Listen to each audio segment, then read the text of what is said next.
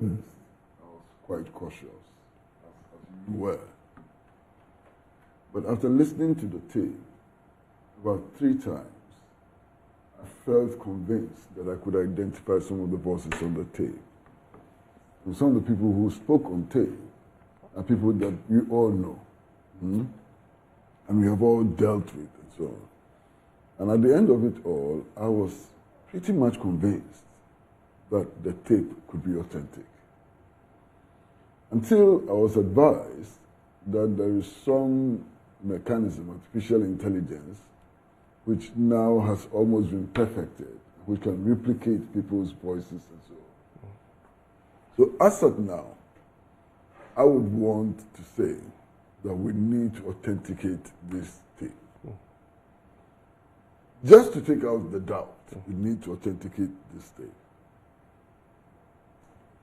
Now, the argument has been made that the people whose voices are recorded are persons who by themselves cannot remove the Inspector General of Police. They are inconsequential persons, as we often say, and so on. But you see, that is not the point. The main point is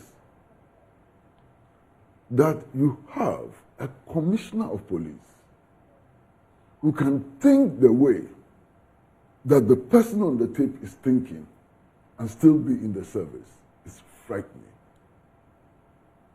That you can actually have police officers who believe that elections should be rigged. That you can have police officers who believe that appointments to high office of Inspector General ought to be dictated by political affiliation. And that you should have an Inspector General of Police who can help you to rig elections. And these persons have risen to become commissioners of police. It's so frightening, it's unbelievable. Really frightening. That is the point. You understand? Now, one of the persons on the tape, allegedly, is somebody who used to be the Northern Regional Chairman of the New Patriotic Party. Of course, he cannot appoint an Inspector General of Police, it is true. He is even no longer Regional Chairman of the party, that is also true, and so on. But if you listen to the tape, at a point, he wanted to pick up his phone and call the president immediately. And the participants in the conversation said, oh, no, wait, let's talk to so-and-so first, and so on. That's proximity. That's established proximity. You know, and that proximity is useful.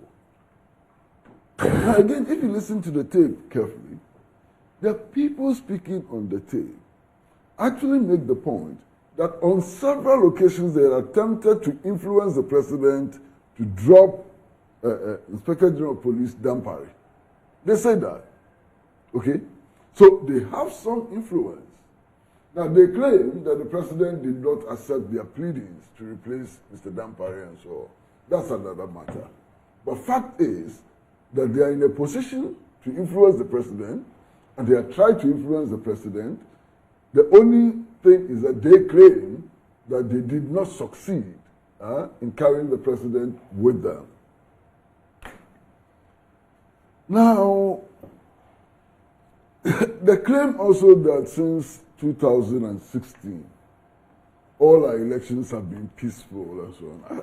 I think, look, I mean, that kind of story should be told to kindergarten children. Why? Didn't we see Ayawasu West Wogon?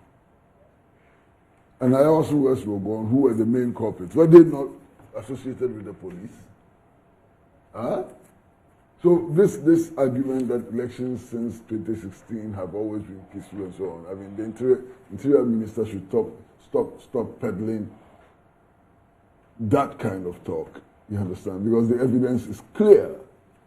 I mean, on the second anniversary of the Ayawasu West Wogon shooting, I participated in the celebrations, and I saw the people whose legs have been amputated, people who have been incapacitated for life and so on. That's not a story from Alice in Wonderland. It's a real story of people who were injured and so on. Now, in the last elections, how many people died? 8 innocent people lost their lives in the last elections. So this claim that elections since 2016 have always been peaceful is not true, cannot be true. Now, for me, the other important thing is that this tape is out. Everybody is listening to the tape. And the government response to that is a casual statement by the Minister of Interior, in front of Parliament. And if you watch the tape, it appears that he was accosted, by the parliamentary press corps who put questions to him and then he answered. Is that what should happen? In any other country, with a commitment to maintaining the integrity of the police and security services, those officers on the tape would have been interdicted by now. Simple, straightforward. Those officers on the tape should have been interdicted by now. And there ought to be proper investigations to establish the full facts to enable government to take informed decisions on the matter. A commissioner of police who goes into a private meeting with politicians to discuss how to rig elections has clearly, without question, insulted his commission straight away.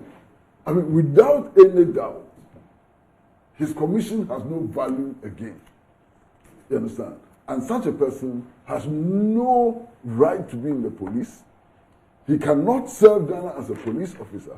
His end as a police officer has come. And that should have been very clear. He cannot continue working in the police service.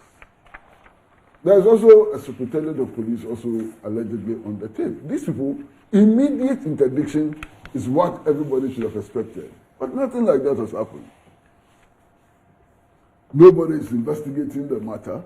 All we are told is that, well, the president would not stay in office 1 hour beyond his term. What does that mean? And who says that any president has the choice? No president has that choice. The president cannot decide to stay in office even 1 second after his mandate. So that is not reassuring enough. And then we are told that the government has a commitment to ensure free and fair elections. Which government in the world has come to tell us that it doesn't have a commitment to ensure free and fair elections? Mobutu Sese Seko, Bokassa, all of them were assuring their citizens that they would ensure free and fair elections. What is the value of that? Bokassa.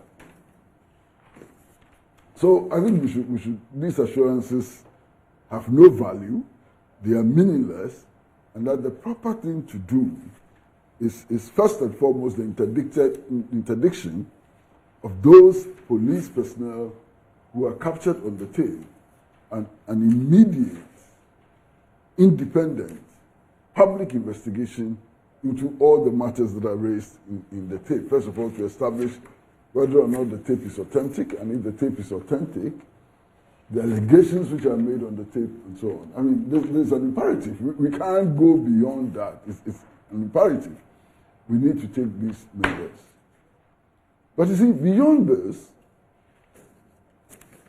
is also just the fact that the security forces today in Ghana are being deliberately divided along party lines. It should frighten everybody. And we're in this country when the description of party police came up. Party police, all of us are aware of that. Everybody comes into power and they abuse the processes of recruitment into the police service. They abuse the processes of recruitment into immigration service and so on, and load it with their party loyalists. Now, somehow, since 1992, governments have changed. So we've had a situation where all the different factions in government and so on, everybody has had somebody there. And it has led to extreme polarization of our security services. That is not healthy for any country. I mean, recently, one of the persons contesting the presidential candidature of the New Patriotic Party was complaining loudly that he sent some people to be recruited into the Ghana Armed Forces and only a few of them were accepted and so on. Complaining as if it's legitimate right to put people in the Ghana Armed Forces and so on. So this polarization is serious and we need to address it. We need to depoliticize our security services, and if we don't, the consequences will be severe for all of us. Maybe fortunately, maybe unfortunately, we have somehow developed ears, in the security services. And we tend to hear quite a bit, And Randy, it's frightening. It's frightening. The politicization of the security services is so frightening. So frightening that there have been instances when, in terms of seniority, you can have an IGP who is not on talking terms with the person who is supposed to be his deputy. They don't talk. How can you do that? There have been instances where projects have not been commissioned because of this division between head of a service and his deputy and so on. You don't run the security services on that basis. And I'm really frightened about the state of our security services. And I think it's important that all of us as citizens, especially those citizens with power or in power, do something in order to avoid a looming calamity, clear looming calamity. You understand? Now, Randy's question about why the police has not reacted, I think it's wise that the police has not reacted at all. I think it's really wise. Why? Why do you say so? Well, I mean, the head of the police service now is the one that the conspiracy is against, And any intervention by the police by way of statement or by way of action and so on will be seen as some retribution, if you like, or some vengeance and so on. And it will only worsen the situation. Now, the ball ought to be in the court of the Interior Minister, who has not demonstrated any interest in pursuing the matter, beyond making a public statement. You understand? A casual public statement. There is a matter that the National Security Minister should be interested in and should be acting upon. You understand? There is a matter that should interest the President of the Republic. The Council of State ought to be worried about this development and so on. This is way beyond Mr. Dampare. I think it's way beyond Mr. Dampare. And if I were to advise, I would tell him not to make any pronouncement, not to take any action, but wait for his superior authority.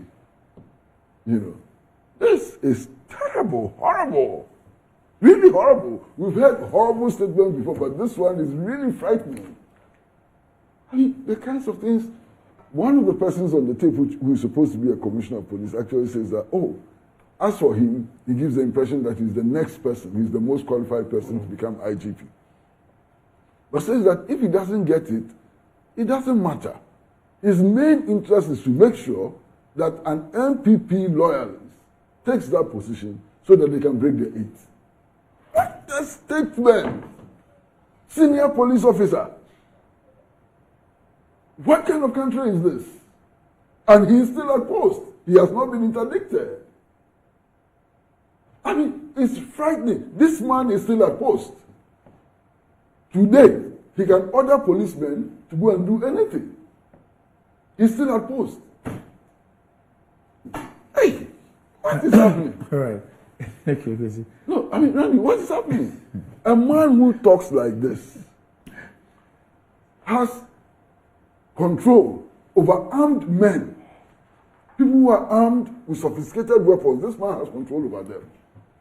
This man today can order 100 people with arms to move into any community and so on. He's at post. Are you not frightened? I'm frightened to the marrow. He's at post to Kwame, Mr. Kwame, you offend them. Randy. The man is still at post. You know, on the issue of the silence of the police, I thought that at least an acknowledgement that they are aware of this. Everybody is aware, you are not aware. No, but the police should, I mean, they can't be silent. That's my point. It is not for them to speak. Why? Dan Parry is still the Inspector General of Police. Yeah, it doesn't If matter. a statement is issued, under whose direction will that statement Because be if issued? there is a burglary at Dan Parry's residence That's a today, different God forbid, will the police take it up or not? That's a different matter. Yeah. No, that's They'll take it up. This is not a burglary. No, I'm saying that this is about, you see, you even take Dan Parry as a person out. But from even your analysis, Yeah. you are looking at the reputation of the police service. Oh, that is a small matter. I'm looking about the security of the state. Yes. So- yes. If you have such, and I'll have to be very careful with my words, if you have such, Randy, I mean, such demented people in command positions, what do you think would happen? Look, if people like this were in the army, their materials for staging coup d'etats. Do you know that? For overthrowing constitutions. If you have people... But it makes it clear in the tape that there are others like him. So that even if he is bypassed, there are many others like him. Yes, but that is even more frightening. You understand? Randy. And people who think that the will of the people doesn't matter. That's what it is, that the constitution doesn't matter. The will of the people doesn't matter. If this man had control over any section of the armed forces, what do you think would have happened? If you win election and you are not NPP, they will make a coup against you.